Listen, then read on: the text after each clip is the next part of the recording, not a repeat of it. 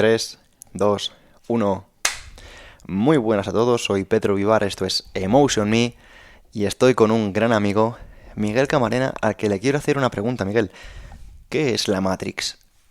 La Matrix es esa hipnosis colectiva en la que vivimos todos y hay veces que llega un día en el que de repente tienes un pequeño despertar y dices, ostras, que he estado viviendo en una hipnosis y a lo mejor la vida no es lo que me han contado siempre. Y a veces sales y vuelves a entrar y vuelves a salir y vuelves a entrar y así te pasas mucho tiempo, aunque haya personas que yo intuyo que sí que han salido totalmente de la Matrix. Intuyes que hay personas que han salido totalmente de la Matrix. ¿Y me podrías poner un ejemplo para las personas que yo te he entendido, pero habrá personas que con ejemplos entiendan un poquito más? ¿A qué te quieres referir? Una Matrix, ¿quién está en la Matrix, por ejemplo? Yo diría que está en la Matrix toda aquella persona que no se plantea nada y simplemente se levanta cuando le dicen, va al trabajo y hace lo que le dicen, sale del trabajo, va a cualquier restaurante de comida rápida, luego va a su casa, se pone la televisión y sigue hipnotizándose. Y no se ha dado cuenta de que realmente está viviendo una vida que está basada en todas las creencias y todos los programas que ha ido adquiriendo desde pequeñito, en base a lo que le han dicho sus padres, lo que ha visto en la televisión, en la prensa, en la radio, por la calle, y no se plantea nada. Y así se puede pasar toda la vida. Y yo durante mucho tiempo pues también estuve así haciendo lo que se supone que tendría que estar haciendo. Lo típico, ir a la escuela, donde creo que no educan, sino que forman. Educar viene de educere, que es sacar de dentro lo mejor de uno, y realmente no es así. Lo que hacen es formar y que todos los peques estén, digamos, con las mismas aptitudes. Así que para mí sería eso. ¿Y quién ha salido de la Matrix? Pues figuras como Buda, por ejemplo, o el doctor David Hawkins, o Jesús en su día con todo lo que hay escrito. Siento que son personas que se liberaron de todo eso y pudieron encontrar una libertad interna muy potente, que a lo mejor no conlleva una libertad externa, porque por ejemplo Nelson Mandela dice que una de las etapas donde más libre se sintió es cuando estaba preso, pero encontró una libertad interna y ahí puede haber una gran paz y, y una plenitud que son inefables. Es complicado explicarlo con palabras y todas las personas seguramente que nos están escuchando han tenido a lo mejor un instante en su vida de sentir una paz tremenda, aunque luego a veces volvemos a la rutina diaria y eso se pierde. A mí me pasó una cosa, Miguel, a ver si puedes dar un poco de luz en este tema. Yo estaba sintiendo que vivía en piloto automático, lo típico que seguía, como tú has dicho, un poco lo que me recomendaban mis padres, lo que se supone que se esperaba de mí a nivel social, tratar de ser un buen ciudadano y todo ese rollo, y pensaba como que ya había encontrado ese despertar. Pero sí que es cierto que me he dado cuenta de que me volví a dormir después, volví a caer otra vez en ese piloto automático, pero mucho peor, porque como ya me creía que estaba muy despierto, pues me estaba autoengañando, ¿no? ¿Esto tiene algún tipo de nombre o es una cosa que solo me ha pasado a mí? O sea, o es una cosa, no. Me gustaría que hablaras un poquito de si se puede volver uno a caer en la Matrix una vez se sale. Me parece que es muy común el que volvamos a caer en la Matrix, porque estamos en una sociedad en la que casi toda la sociedad cree que lo bueno es eso. Entonces van a intentar tirar hacia ahí. Por eso, por ejemplo, en tu caso o el mío, que estamos también en el mundo de las redes sociales como divulgadores, yendo a conferencias, eventos y, y tenemos proyectos empresariales, esos proyectos empresariales están en la Matrix. Entonces tenemos que adaptarnos de alguna manera para poder cumplir lo que se supone que hay que hacer en la Matrix. Entonces, claro, hay que estar jugando dentro y fuera. Hay personas que llegados a un punto en su vida deciden irse a la montaña a meditar y ya está, y ahí han encontrado la paz y ahí se quedan. Y sí que pueden estar haciendo mucho bien por el mundo. Yo esto no lo entendí hasta hace pocos años. Al principio yo creía que estos realmente que se ponen a meditar y se van a la montaña no contribuían nada al mundo. Pero realmente sí se ha visto que la vibración que tú emites beneficia al mundo. Y de hecho hay un estudio muy curioso que me contaron hace poco en el que cogieron había dos personas que estaban en coma en un hospital, cada una en una habitación, y a una persona estaba en coherencia cardíaca y la otra no. Y cuando pusieron a la persona que estaba en coherencia cardíaca en la misma habitación de la otra persona, aunque ambos estaban en coma, ambos entraron en coherencia cardíaca. Es decir, que esa vibración sí que influye. Hay otro estudio que me parece que se llama Maharishi, que se hizo en el que un montón de personas se pusieron a meditar en el mismo momento y durante bastante tiempo se redujo mucho la criminalidad que había allí, porque esa vibración afecta. O sea que sí que ayuda realmente en qué estado interno estamos, qué vibración estamos emitiendo. Y yo siento que cuando te vas liberando de la Matrix, estás más con un pie fuera que dentro, sientes una vibración mucho mayor. ¿Por qué? Porque estás más despierto, no estás tan dormido. Aunque seguimos dormidos. Probablemente hasta que no tenemos esa paz profunda interna permanentemente, estamos dormidos mucha parte del tiempo. Y para mí estar dormido no es más que reaccionar. Reaccionar con ira, con rabia, con malestar y creerte los pensamientos. Porque la gran diferencia entre sentir paz o no sentirla es no que te cambien los pensamientos, muchas veces es que dejes de creer los pensamientos. De hecho, hace no mucho fuimos a un evento de inteligencia emocional en el que dijeron que una persona, mientras tuviera una vocecita en la mente, no podía ser feliz al 100%.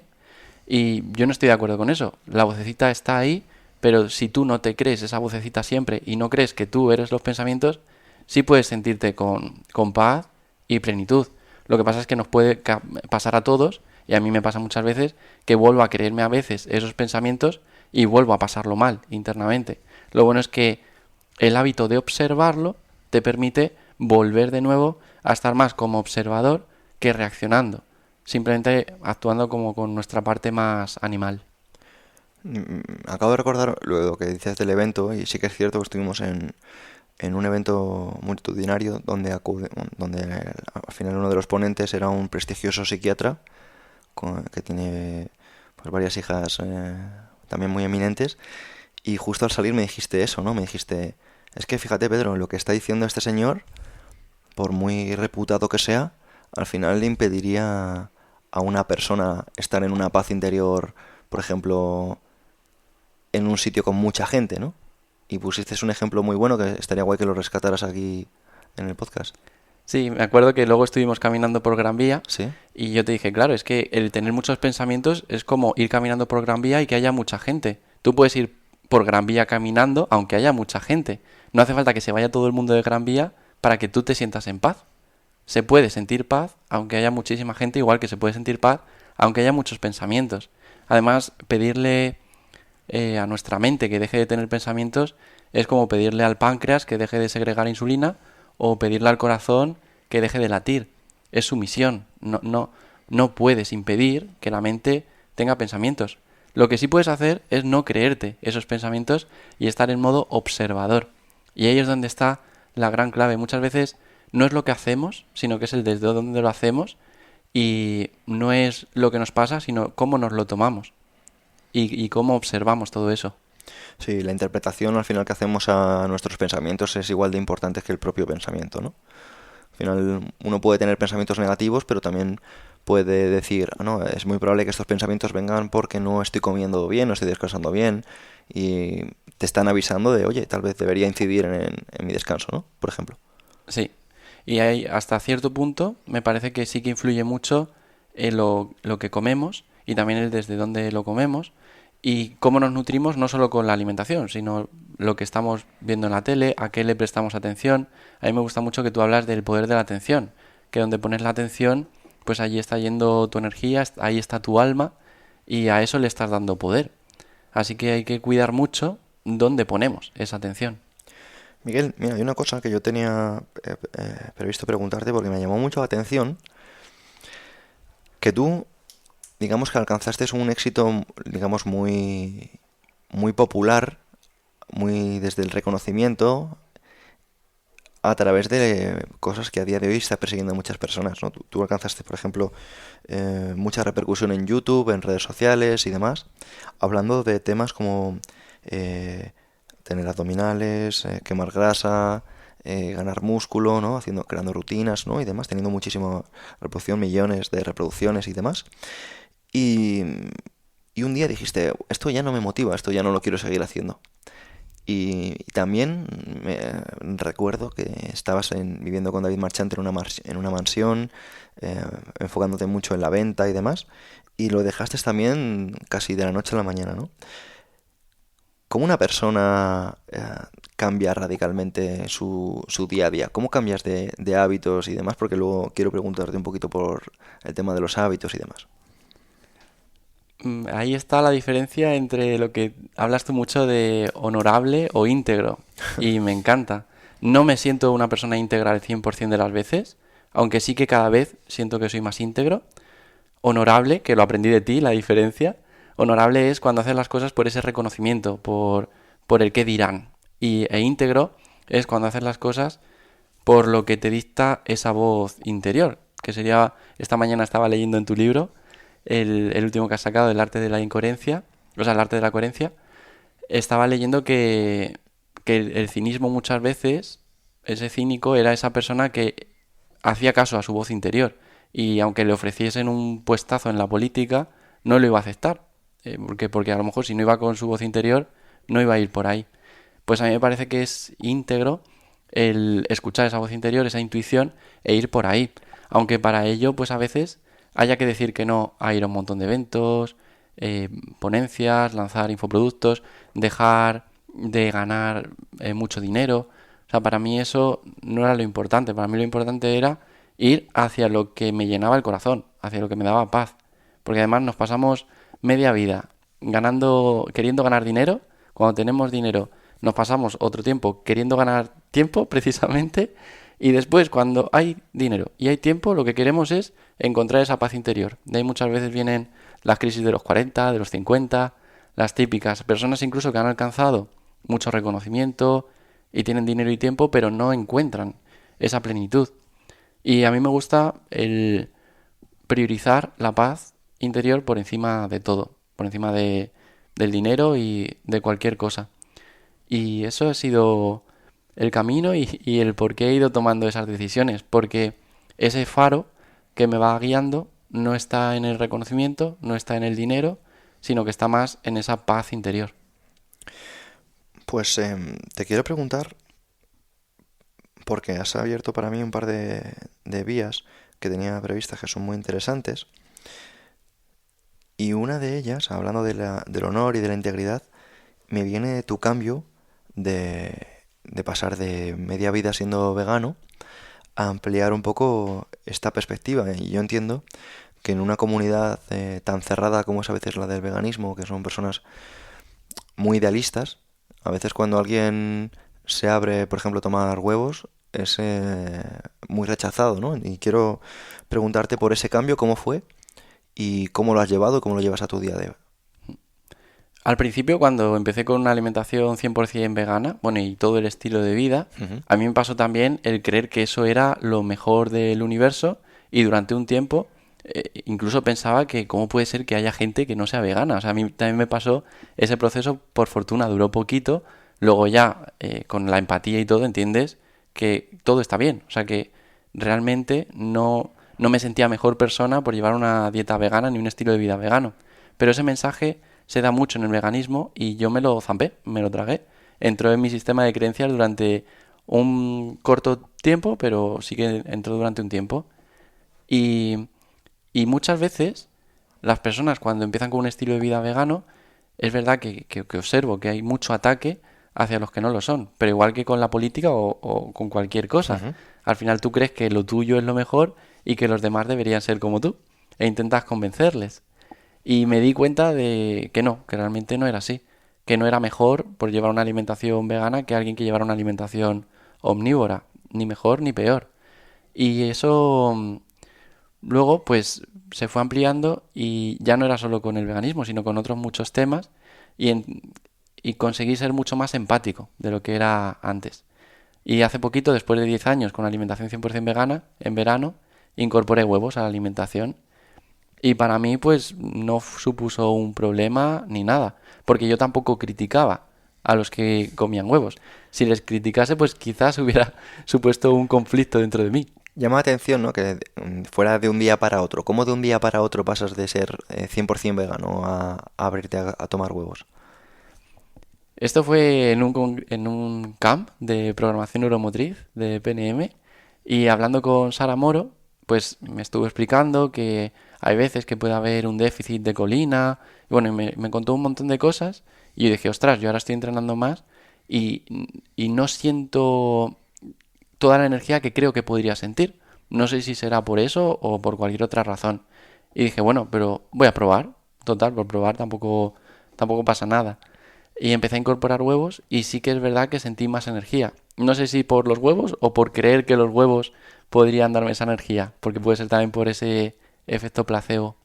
Y así fue, de un día para otro, porque de nuevo, pues prioricé esa paz interior a la honorabilidad, ¿no? El ser honorable y el seguir entrando en un estándar de mucha gente que a lo mejor me seguía por llevar una alimentación 100% vegana.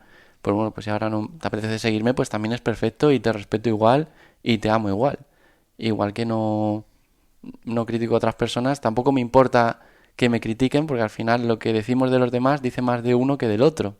Al final es un espejo que te está haciendo y es bonito darse cuenta de eso. Total. Y precisamente te quería preguntar, porque tú eres un ejemplo de serenidad. Mola mucho el rollito que tienes de persona tan tranquila. A mí cuando te conocí me sorprendió un montón. Y luego vi que incluso conviviendo contigo en alguna ocasión, yéndonos de viaje, que lo llevabas a otros aspectos de tu vida y molaba un montón. Como incluso hasta en un accidente de tráfico también mantenías la serenidad. En un mundo con tanto estrés y con tantas personas que caen en la ansiedad, que caen en el overthinking y demás, se necesita que se divulgue un poquito más sobre esto y te quiero preguntar cómo alcanza Miguel la serenidad. Siento que me ayudó mucho el meditar, que para mí meditar Ujú. es observar los pensamientos y observar las sensaciones corporales. Entonces eso te va ayudando a cada vez racionar menos y observar más. Y no siento que viva en un estado contemplativo, porque hay veces que sí puedo sentir estrés y sí que puedo caer en creerme esos pensamientos y que algo me afecte emocionalmente, pero es verdad que a día de hoy me pasa muy pocas veces. Y cuando tenía 16, 17, 18 años, me pasaba casi todo el día. Me pasaba el día con mucho estrés y mucho malestar. Y para mí ha sido clave eso, el empezar a observar pensamientos y sensaciones corporales y no creerme todos los pensamientos que llegaban, porque a veces incluso lo que pensamos no es ni siquiera de nosotros, es del inconsciente colectivo. Y yo lo noté mucho cuando fuimos a Chile, empecé a tener otro tipo de pensamientos y siento realmente que es como esa mente, que es como una radio, se conecta a algo que es colectivo. Y esto ya lo estudió y lo demostró en su día alguien como Carl Jung, por ejemplo, y hablaba mucho de esto. Y a mí me encanta el entender esto, que a veces los pensamientos que tenemos no tienen por qué ser pensamientos nuestros, pueden ser pensamientos de la humanidad. Y ahí observamos que hay mucho sufrimiento, que hay mucho malestar, que hay mucha ira, que hay mucha rabia. Y es algo que está en el ser humano. Ujú. Y no por ello es malo, ni malo, ni bueno. Simplemente está ahí. Entonces, no creerse eso y observar. Para mí ha sido clave. Últimamente también se habla mucho de vibra alto, eleva tu nivel de conciencia. Solo que a veces el desde donde se dice me parece que no es muy amoroso. Porque tú lo puedes decir desde el orgullo, de mira, yo soy mejor que tú porque hago esto. Lo puedes decir desde el deseo, porque a lo mejor el decir eso te lleva a vender más y lo que deseas es el dinero y facturar más con lo que haces. O lo puedes decir realmente desde el amor incondicional, dándote igual, entre comillas, que la persona le ve su nivel de conciencia o no. Simplemente tú lo expones y quien resuene con eso y empieza a llevar un estilo de vida más amoroso, genial, y el que no, pues también genial, y se respeta y se ama igual a esa persona. De nuevo volvemos al desde dónde hacemos las cosas. Para mí, esa intención en elevar el nivel de conciencia sí que ha sido un camino bonito y me ha ayudado un montón. Que básicamente es dejar de vivir tanto en el miedo, en la ira, la culpa, la pena, el miedo, el deseo, el orgullo, y empezar a vivir más en estados de amor, amor incondicional, y priorizando o intencionando esa paz interior. Miguel, esto, por ejemplo, si lo lleváramos a los sabios clásicos, se llamaría dominar el arte de las representaciones. Y es el hecho de que, como tú has dicho antes, ¿no? Entender que lo que te pasa es un 20% y el 80% es cómo te afecta. Y ellos utilizaban una expresión que tú has mencionado antes a Carl Gustav Jung como uno de los primeros que se lo llevó a la psicología, pero estos filósofos ya utilizaban un término llamado dianoia. La dianoia es separarte de tus pensamientos, precisamente por lo que acabas de comentar, que pertenecen al inconsciente colectivo. Y esto que cada día tiene más respaldo, ¿no? Se ha hablado muchas veces de una nube de la cual pues cogemos ideas y demás. Ya lo decía Marco Aurelio. Decía que somos hermanos no de sangre o semilla, sino de inteligencia. Y dices, "Oh, a mí se me eriza la piel con estas cosas, porque veo como personas como tú lo integran y de verdad me da mucho aliento.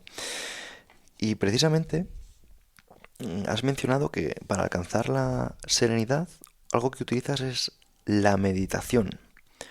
Imagino que hay otras herramientas, además de la meditación, porque creo que en tu día a día no sé si puedes parar a meditar con facilidad, o a lo mejor tú sí, pero no sé si nos puedes dar alguna herramienta más que no sea la meditación.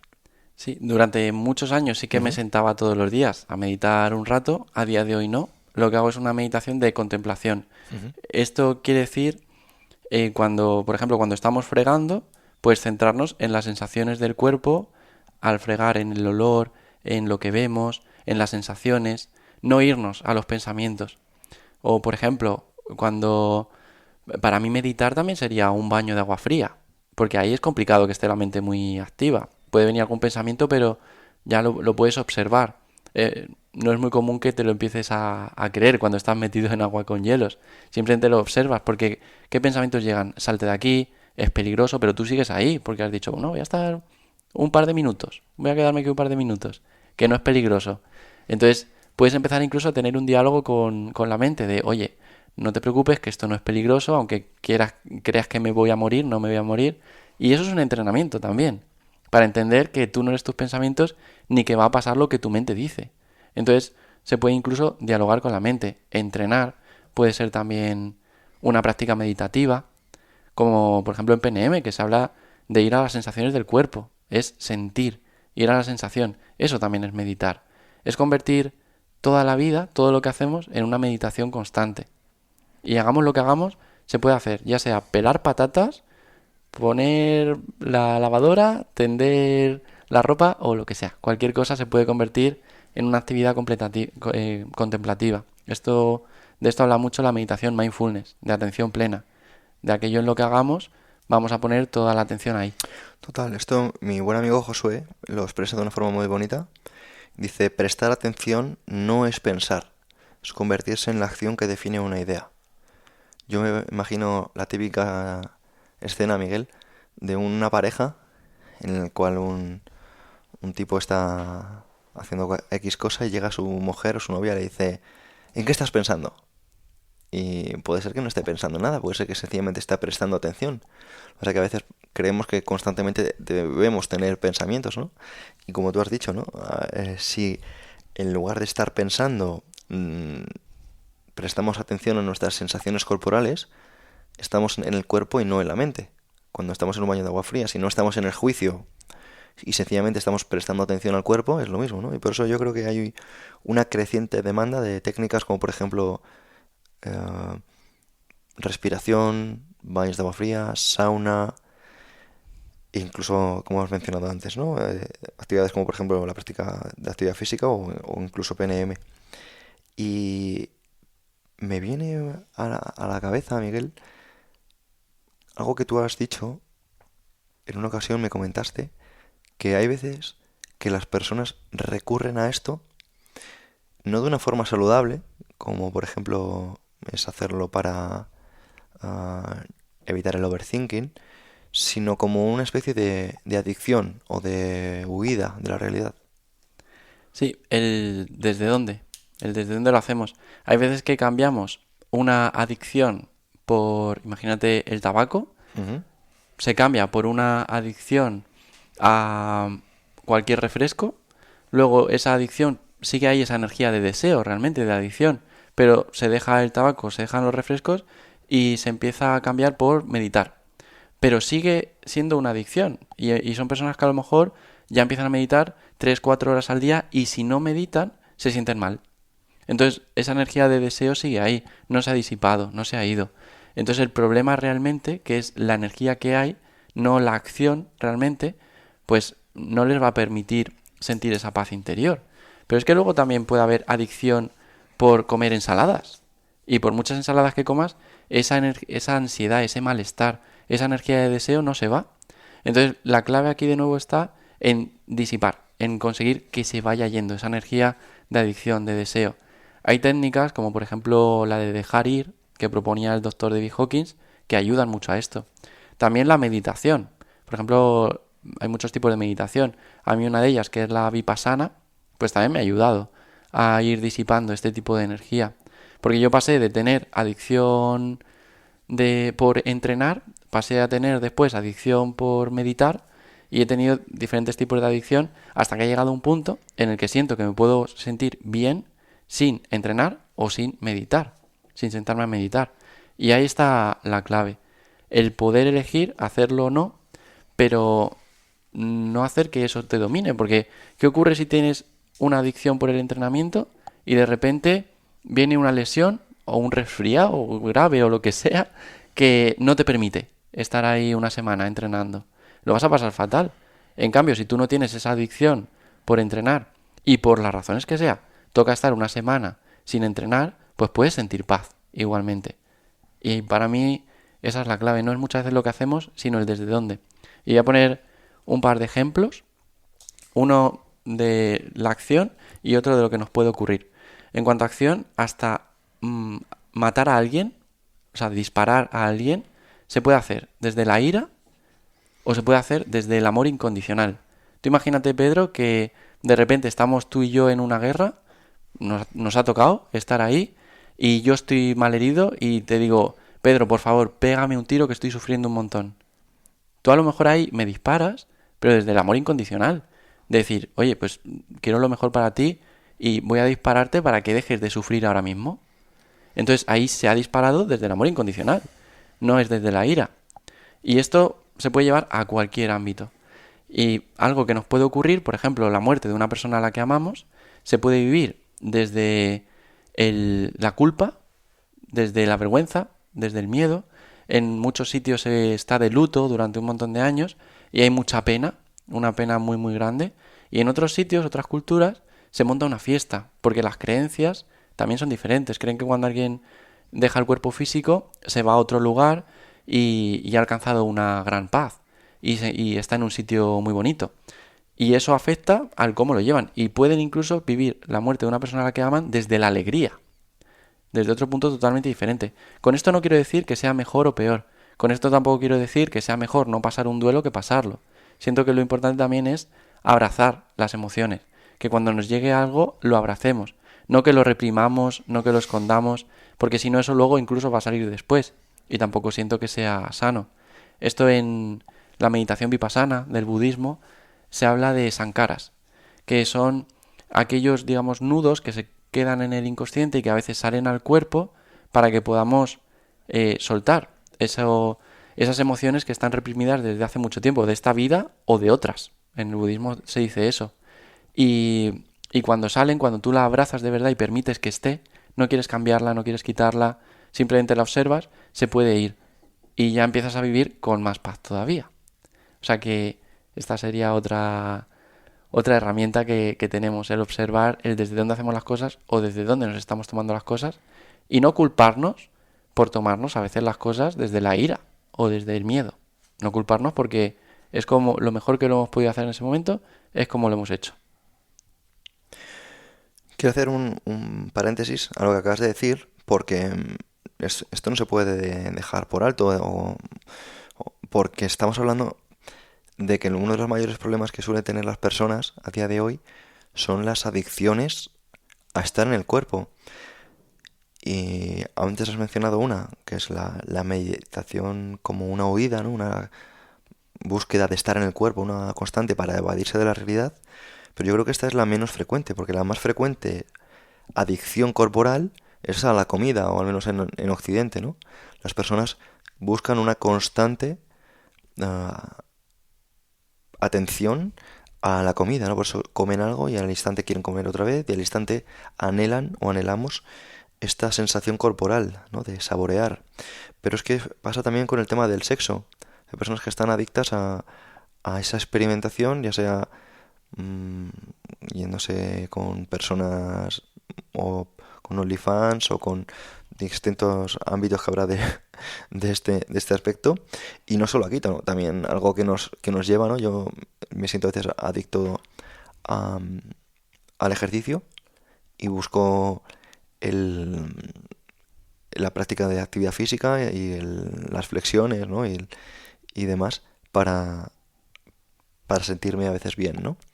Y me ha dado mucha paz entender este concepto, decir que lo que anhelo realmente es estar en el cuerpo y he aprendido a algo que es sencillamente el no hacer, a través de un término que se llama Wu Wei, que es la no acción, como algo que es hacer.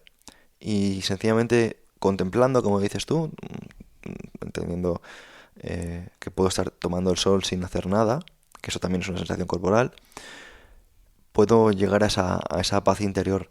Pero sí que me ayuda entender que cuando una persona a lo mejor está trabajando mucho delante de una pantalla o escribiendo o realizando una tarea, si esa tarea no es lo suficientemente física para permitir una sensación corporal, va a buscar esta sensación corporal a través de la comida o de alguna otra, ¿no? Entonces, por eso creo que esta práctica que has dado, estos tips, pueden ser de mucha utilidad.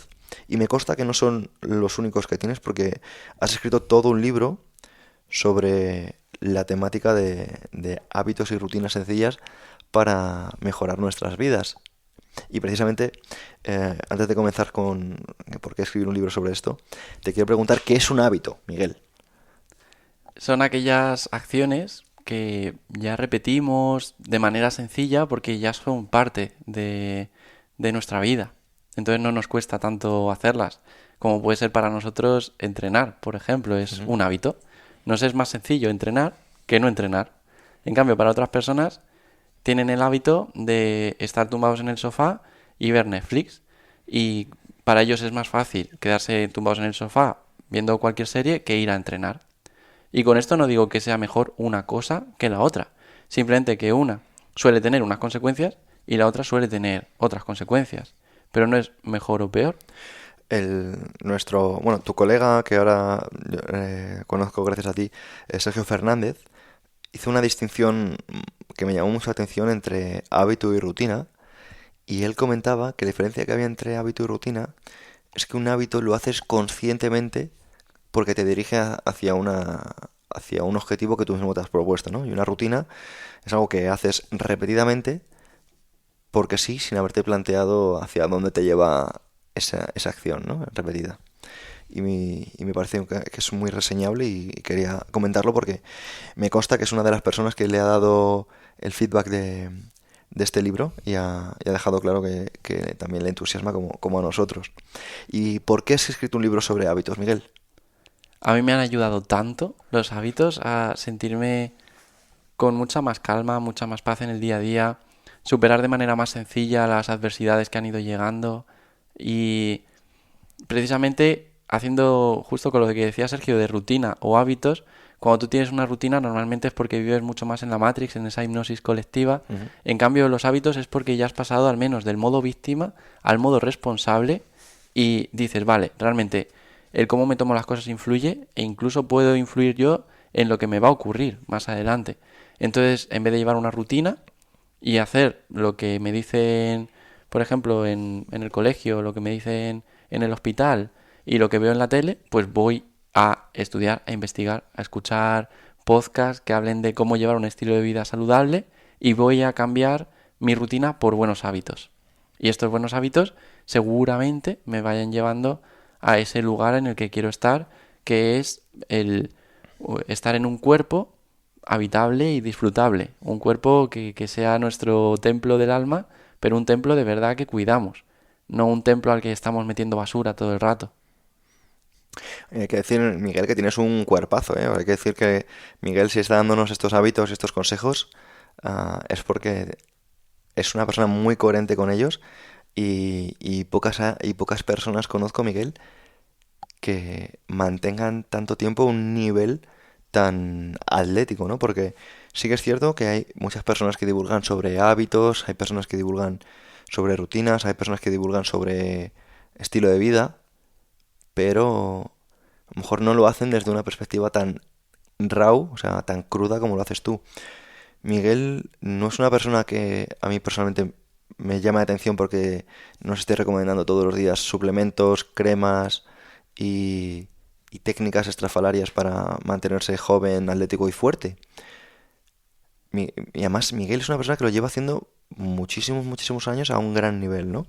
Por eso creo que tiene mucho, mucho valor, a diferencia de a lo mejor otras personas que pueden hablar de estilo de vida o de hábitos que te complican aún más la vida con cremas, con suplementos, con prácticas súper ancestrales y demás. Y quiero decir que a mí me casa mucho su filosofía porque yo sigo algo parecido. O sea, yo creo que menos es más y, y hacerlo, como diría Pareto, ¿no? El 20% de las cosas bien me da el 80% de los resultados. Y algo que me llama mucho la atención, Miguel, de tu libro, es que tiene algo de especial o algo muy distinto a otros tipos de libros de hábitos. Me gustaría que comentaras un poquito qué es. Precisamente de varios de ellos hemos hablado ya. Uno es un capítulo de meditación mindfulness, Ujú. explicado de manera muy sencilla. Otro es de sexualidad consciente, que tiene mucho que ver también con el anterior. Y habla también de cómo convertirse en esa acción, no estar todo el rato en la mente, porque cuando tú estás en una relación y estás en el acto sexual, pues si estás en la mente, que es algo que nos ha pasado a todos, de estar ahí y estar pensando en ir al cine, luego estás en el cine y estás pensando en ir a casa y lavar los platos y luego estás lavando los platos y estás pensando en tener sexo, por ejemplo, estás todo el rato en la mente. Entonces es cómo salir de la mente y estar en el cuerpo. Y así se disfruta mucho más. Entonces, ¿qué ocurre? Que muchas veces nos hemos formado en el ámbito sexual viendo porno. O con las clases que nos daban en el colegio de sexualidad, que eran un desastre, que prácticamente te enseñaban a ponerte un preservativo y ya, no explicaban nada. Y Algo curioso, perdona que te corte, que tienes tú, Miguel, porque esto creo que vamos a darle un contexto al oyente. Miguel, me consta, o dime si me equivoco, que tú perdiste la virginidad con Tantra. sí, ¿Puedes contarnos esto? Porque es muy curioso. yo con 16 17 años estaba pues en atletismo de alto nivel. Yo estaba compitiendo ahí, ya era campeón de España, quería seguir ganando medallas y yo lo que quería era eso, prioritariamente, ganar medallas. Pero llegó un punto en el que además de ganar medallas, quería ligar. Cuando antes lo que hacía era jugar a los Pokémon, pues de repente dije, ostras, pues ahora me apetece ligar. Y estaba con esa edad y dije, bueno, pues voy a aprender a ligar. Y aprendí sobre seducción. Yo antes de intentar ligar ya aprendí sobre seducción y dije, vale, y si llega el momento del sexo, ¿qué voy a hacer? Porque no quiero eyacular, porque yo notaba que si eyaculaba perdía energía. Entonces, a base de investigar y preguntar y demás, descubrí el Tantra y me puse a aprender sobre el Tantra. Total, que es verdad que cuando perdí la virginidad yo ya sabía cosas de Tantra y ya sabía cosas de seducción también, de ambas. Porque siempre que he querido hacer algo, pues he dicho, voy a informarme un poco. Y no voy a hacer lo que dicen en la tele o lo que dicen en el colegio, sino que voy a estudiar un poco más sobre esto. Y efectivamente, entonces, claro, muy jovencito ya empecé a leer sobre Tantra, luego fui a talleres y aprendí mucho. No soy un gurú en esto, ni mucho menos, ni un experto. Simplemente, Bueno, un experto sí, Miguel. nada, experto tampoco me considero, pero sí que he estudiado mucho y he ido aprendiendo y poniendo en práctica. Oye, Miguel, esto es un tema que yo entiendo que hay mucha confusión, ¿no? Y muchos mitos sobre el Tantra, porque creo que cada persona se imagina el Tantra de una manera muy como dices tú, ¿no? Lo que ven en las series de televisión o lo que han visto en un programa así de salseo. ¿Qué es el tantra para que las personas que estén escuchando esto lo puedan tener de una forma más clara? Pues mucha gente cree que el tantra es montar orgías y estar en orgías y para nada. De hecho, yo nunca he estado en una orgía. Y el tantra es algo muy bonito, es un estilo de vida. La parte del sexo es como un 10% del tantra, pero el tantra es mucho más, es todo un estilo de vida que tiene mucho que ver, por ejemplo, con la meditación mindfulness, porque es la atención plena, estar en las sensaciones. Luego tiene mucho que ver con el Ho'oponopono, que es una técnica ancestral hawaiana muy bonita, en la que se cultiva la aceptación, el perdón y la gratitud, y en la que no hay objetivos. En Tantra lo bonito es que no hay objetivos, no está el objetivo de llegar a un orgasmo. Si se llega bien y si no también. Pero ¿qué ocurre? Que también yo aprendí técnicas para poder tener, en mi caso, por ejemplo, 2, 3, 4, 5, 8 orgasmos sin necesidad de eyacular. Y luego poder decidir si eyacular o no. Entonces, claro, aprendí un montón de cosas muy bonitas. Y luego, cómo se puede aplicar solo el tantra o se puede aplicar en pareja también. Y es precioso porque es conectar a unos niveles muy, muy bonitos. Yo a veces lo hemos hablado y te he dicho, Pedro, si es que esto para mí es como haber pasado de entrenar con máquinas en el gimnasio y hacer press de pecho en máquina y jalón a pecho, hacer el pino, hacer muscle ups, dominadas. No tiene nada que ver. Nada, nada que ver. ¿En ambos entrenas? Sí, en ambos entrenas. Solo que no se puede comparar un press de pecho en máquina por mucho peso que muevas con unas flexiones o unos fondos pino o unos muscle up. Y para mí es eso, es abrir mucho más el campo de disfrute, de gozo, de conexión con el cuerpo, en este caso conexión también con la otra persona, y se crean conexiones para mi gusto mágicas. Qué bueno, has utilizado un término que a mí me encanta y es la palabra magia.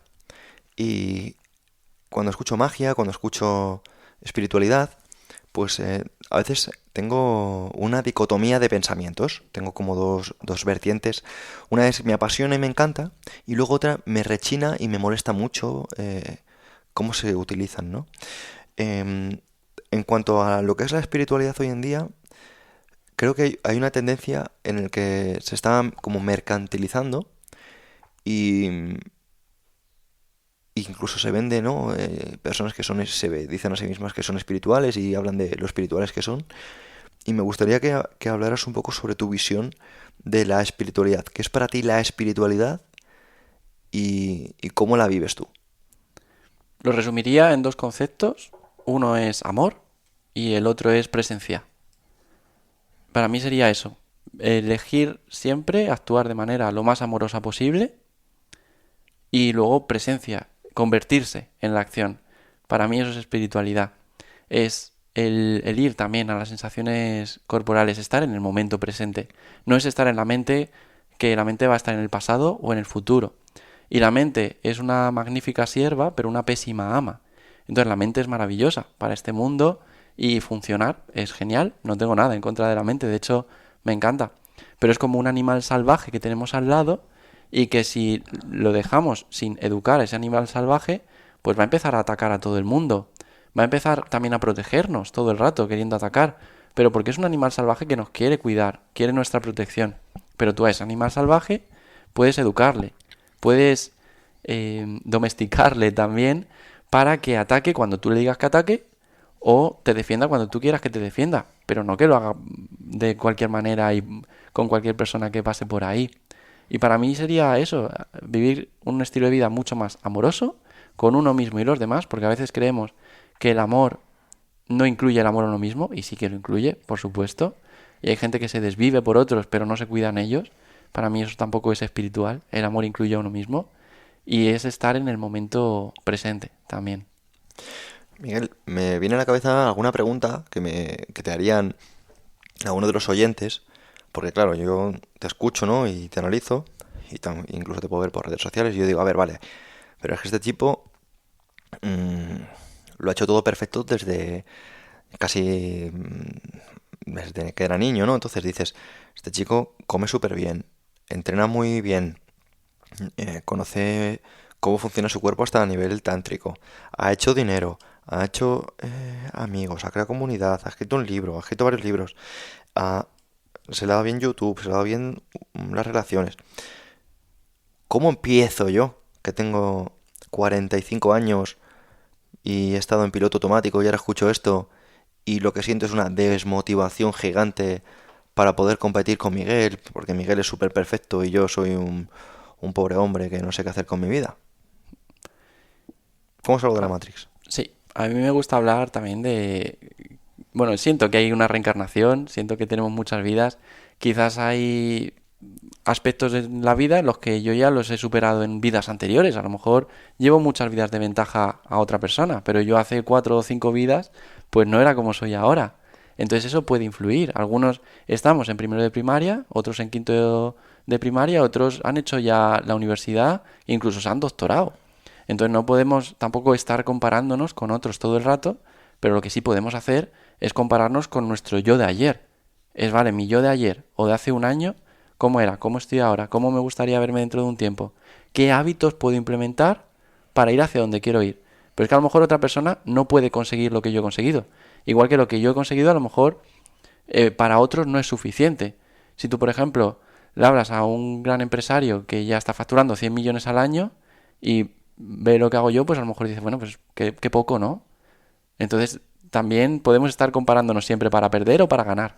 Así que esa comparación con otros, si se da alguna vez, que sea para inspirarnos, pero no para querer sí o sí conseguirlo de esa persona, porque a lo mejor no lo podemos conseguir, por las razones que sea. Lo que sí podemos conseguir es mejorar constantemente. Eso sí, una mejora constante, llevando la intención ahí y haciendo aquellas acciones de manera amorosa que nos lleven a ese lugar. En mi caso, lo que he ido haciendo siempre ha sido el aprender sobre aquello en lo que quería mejorar. Igual que te he comentado antes, Pedro, sobre la seducción o sobre el tantra, pues luego dije, vale, quiero montar un proyecto profesional, pues voy a informarme y voy a seguir un paso a paso que haya puesto otra persona que ya ha pasado por ahí. Voy a tener mentores.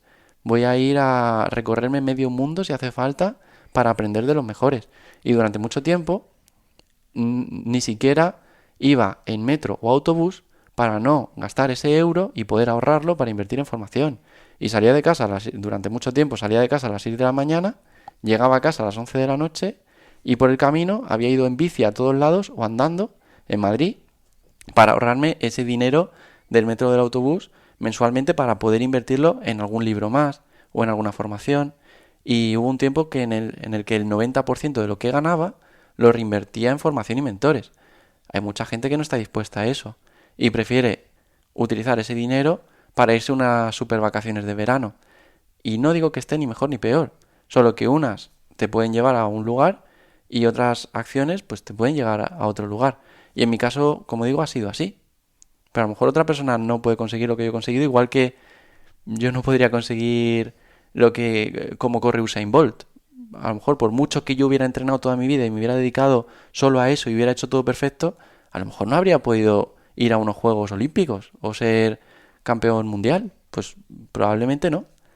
O sí, no lo sabemos. Pero hay cosas que están fuera de nuestro control. Lo que sí podemos gestionar es cómo nos tomamos las cosas y, como digo, permitirnos mejorar y avanzar con respecto a nuestro yo de hace unos días o unos años.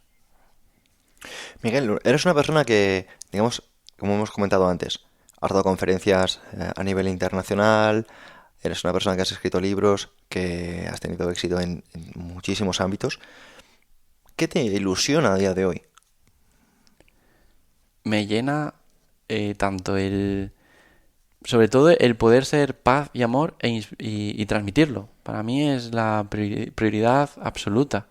No tengo objetivos profesionales, no tengo como ciertos objetivos, sí que los tuve durante mucho tiempo y me ayudaron un montón. Lo que pasa es que ahora estoy en un estado en el que he pasado de tratar de ser piloto en la vida, en un coche, si el coche fuera la vida, pues he tratado de ser piloto a copiloto y he dejado de piloto a la propia vida. Y estoy viendo a ver hacia dónde me va llevando la vida y tratando de disfrutar todo lo posible del camino.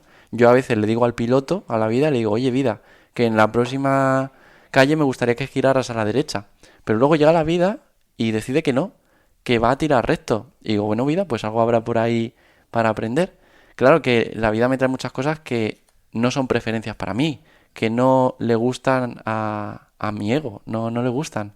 Pero con la aceptación y entendiendo que la vida sabe mucho más que la mente limitada que tenemos de monitos, pues trato de aceptarlo y amarlo con lo que va llegando. Y claro que me llegan retos, claro que llegan adversidades.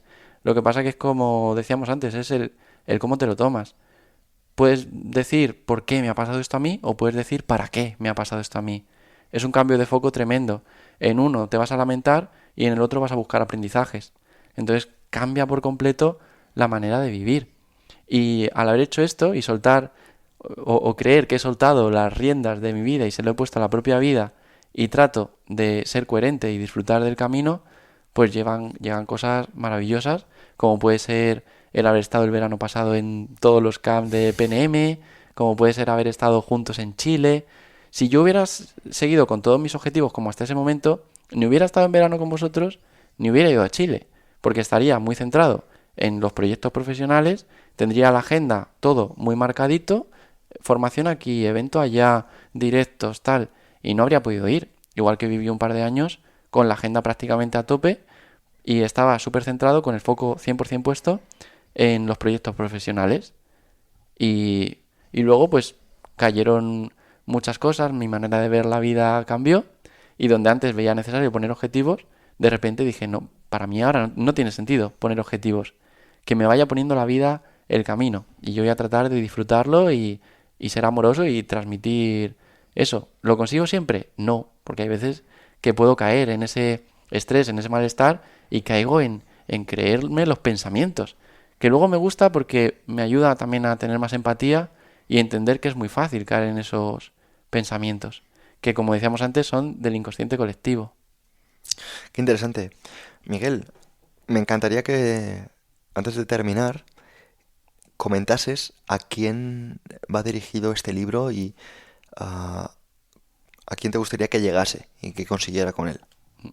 Mira, te voy a contar una anécdota Ujú. muy chula que me pasó en la feria del libro, firmando hace muy poquito, y a mí me daban la firma de 7 a 9. Hubo un montón de líos, dijeron que por el viento cancelaban toda la feria del libro, luego justo un ratito antes de empezar la feria del libro dijeron que no, que al final no lo cancelaban, que sí que había feria del libro.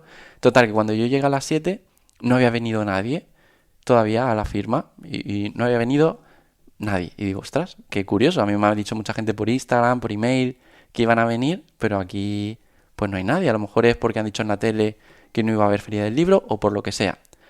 Pero ahí podía haber dicho, ostras, ¿por qué no ha venido nadie? Qué desastre, mira lo que ha pasado, del viento, que ahora esto, lo otro, y quejarme y tener esquerosis múltiple, estar en los esques, es que esto, es que lo otro. La esquerosis múltiple es una de las enfermedades que más hacen sufrir a la gente a día de hoy. Los múltiples esques. Total. Y luego me lo podía tomar de otra manera, que es como me lo tomé, de decir, wow, qué oportunidad de ofrecerle el libro a personas que ni me conozcan. Entonces, cuando estaba allí en la feria, en el stand, y pasaba alguna persona por ahí, le decía, oye, ¿quieres que te hable de este libro, que lo acabo de escribir hace poquito? Y me decían, ah, vale. Algunos me decían que no y otros me decían que sí. Y los que me decían que sí, le hablaba sobre el libro y total, que al final, en esa media hora, un montón de gente que no me conocía y no había visto el libro nunca, lo compró. Y me parece algo tan bonito el darme la oportunidad de tomármelo de esa manera y en vez de lamentarme, el tomarlo de otra manera y volver a practicar esa venta del libro a personas que ni me conocen y que se lo llevaban algunos para ellos, otros para sus hijos, otros para ellos y para sus hermanos. Y fue precioso el dedicar libros a personas que ni estaban allí y a las que estaban que ni me conocían ni las conocía. O sea, muy bonito. Y lo que les decía, es lo que le digo ahora a las personas que nos escuchan, es que este libro, Hábitos que abrazar, es el compendio y lo que a mí más me ha servido a lo largo de mi vida para disfrutar de mucha más paz, más alegría, más plenitud y por supuesto mucha salud también y esa vitalidad que te permite tomarte la vida de otra manera. Incorpora hábitos que no se suelen ver en otros libros, como por ejemplo el de la sexualidad consciente. Ahí hablo de cómo se puede iniciar uno y avanzar en la sexualidad consciente y llevar esas relaciones con uno mismo y con otros a otro nivel. Como digo, es como pasar de hacer press de pecho en máquina a hacer flexiones en el suelo con un disco o flexiones de pino o muscle up. No tiene nada que ver, aunque ambos sean entrenar. En este pues hay mucho más gozo, más disfrute, más conexión con uno mismo y con la pareja, es tremendo. Luego, además de ahí, que también explico para los chicos cómo tener orgasmos sin eyacular, luego al final pueden decidir si eyacular o no, pero que puedan tener 2, 3, 4, 5 orgasmos y luego decidir si eyacular o no. También explico ahí un ejercicio para entrenar eso. Hay otro capítulo muy bonito, como hablábamos de meditación, mindfulness, que explico cómo llevarlo al día a día. Hay otro capítulo en el que hay un montón de menús con lista de la compra y recetas de menús. Total, os ha puesto un montón de recetas y menús. Es una locura. Sí, para esto me ha ayudado mucho Alba García, que es psiconeuroinmunóloga y controla mucho de este tema. Y me ayudó para ahí para poner menús vegetarianos, veganos y omnívoros. O sea que, aunque yo no coma carne y pescado desde hace ya más de 11 años, en el libro sí que hay. O sea que ahí de nuevo se ve que yo de verdad que siento que no soy mejor persona por llevar una alimentación diferente a otro. Y ahí he puesto para menús omnívoros, vegetarianos y veganos. Así pueden encontrar ahí un montón de recetas y la lista de la compra para que les sea muy sencillo y no se quiebren la cabeza. Además de eso, hay capítulos en los que hablo de técnicas que he aprendido, por ejemplo, de la Ayurveda y no se hablan en otros libros de hábitos, como el raspado de la lengua, el cepillado en seco de la piel, el oil pulling, que son técnicas muy sencillas que nos permiten vivir con mucha más vitalidad, más energía, más salud y se habla poco de ellas. De hecho, el cepillado en seco de la piel tiene beneficios muy similares a la sauna, que también explico aquí, quien tenga sauna o pueda ir a un sitio con sauna, cómo hacerlo, pues tiene beneficios similares, el cepillado en seco de la piel. Y hablo específicamente de cómo hacerlo. También he metido un QR que luego la gente puede ver el vídeo de cómo hago yo completa la rutina de cepillado en seco de la piel, rutinas de movilidad y también otras cositas que les pueden ayudar mucho. Obviamente hablo de cambio de creencias, de hábitos, porque muchas veces pisamos el acelerador pero tenemos el freno de mano puesto en el coche, entonces no avanzamos. Hay que quitar el freno de mano, que son esas creencias que nos limitan, para poder avanzar. También explico cómo en mi caso quité creencias sobre la salud, el dinero, las relaciones, el amor, sobre todo, para poder avanzar. Así que es como un manual para poder gozar de gran vitalidad y energía con hábitos muy sencillos de poder aplicar en el día a día.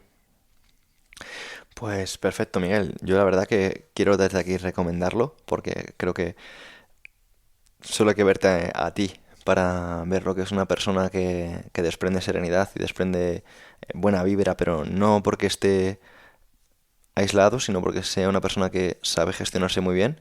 Y creo que eso es una cosa que nos hace falta a todos. Así que desde aquí dar las gracias y recomendar el libro. Y darte a ti las gracias una vez más porque me concedas este ratito contigo, que podamos presentar este libro a la audiencia y confío que pegue como merece.